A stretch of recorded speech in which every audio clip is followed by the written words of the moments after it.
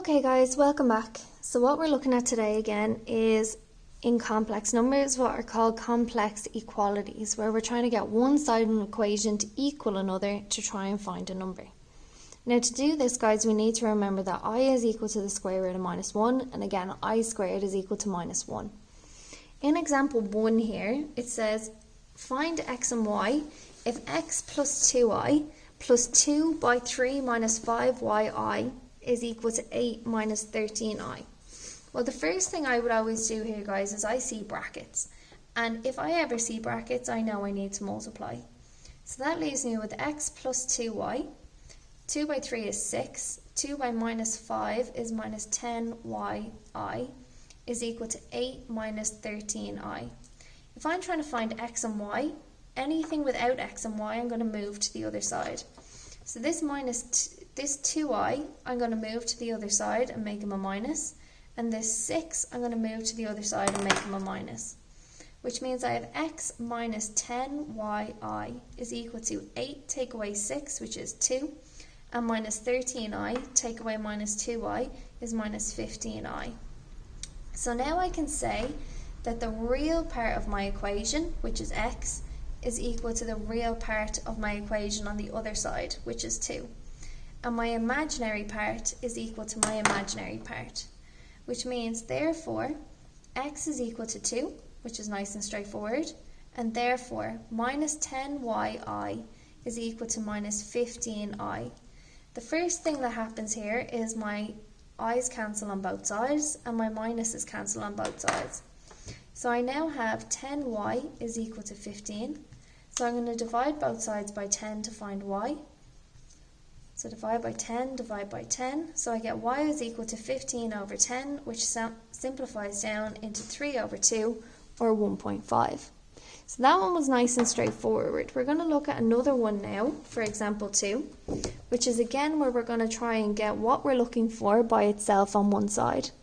So example 2 says, given that z plus 1 is equal to 2 minus I, z plus 1 times 2 minus I is equal to 3 minus 4i, find z in the form of x plus yi.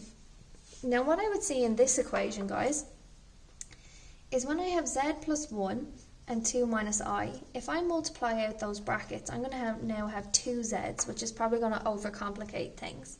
So the first thing I'm going to do to try and isolate z, to get z by itself, is I'm going to try and get rid of this 2 minus I. Now this is multiply, so to get rid of 2 minus I need to divide. So I'm going to divide both sides here by 2 minus I. Which means now I get z plus 1 is equal to 3 minus 4i all over 2 minus I. Which means now I have division in complex numbers. And I know that division in complex numbers means I need to multiply the top and the bottom by the conjugate of the bottom. So I'm going to multiply here by 2 plus I and by 2 plus I. Okay, so now I have z plus 1 is equal to, and I'm going to have 3 by 2 plus I minus 4 by 2 plus I all over 2 by 2 plus I and minus I by 2 plus I. And I'm going to multiply out my brackets, keeping z plus 1 on the left hand side. So I have 6 plus 3i minus 8, you should have an I, minus 8i minus 4i squared, all over 4 plus 2i minus 2i minus I squared. So again on the bottom, my two i's are going to cancel, nice and straightforward, and I'm going to simplify it down. So I have z plus 1 is equal to 6, 3 minus 8i is minus 5i. Instead of I squared, I'm going to put in minus 1, okay, all over 4 minus, and instead of I squared, I put in minus 1. So I'm going to move over here now, guys, to finish off the sum. So I have z plus 1 is equal to, minus by minus makes a plus, so that's really 6 plus 4, which gives me 10 minus 5i, all over, a minus by a minus is a plus, so that's really 4 plus 1, which is 5. Now 5 I can see goes into both 10 and into 5. 5 goes into 10 twice, and 5 goes into 5 once, which means I get 2 minus I on this side. My last thing that I need to do here is minus 1 from both sides to get z completely by itself. So I'm going to bring my 1 over, and remember you can only minus it from the real part, which means z is going to be equal to 2 minus 1, which is 1 minus I. So at the end of all this now, after a little bit of division in complex numbers, I have that z is equal to 1 minus I, which is the same as having x plus yi, where x and y are elements of a real number.